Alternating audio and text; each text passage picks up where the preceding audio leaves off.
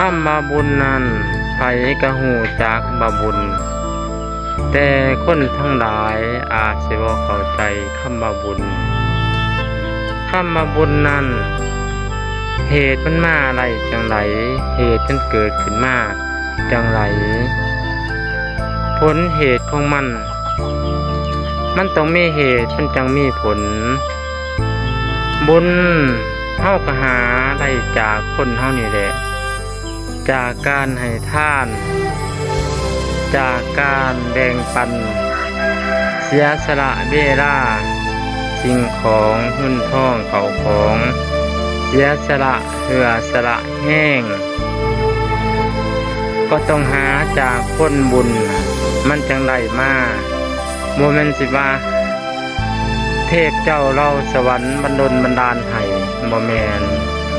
เพิ่นเอิ้นว่าอัตตาหิอัตโนนาโถตนนั่นแหละเป็นที่พึ่งของตนตนแลเป็นที่รักของตนตนแลเป็นที่แสวงหาบุญของตน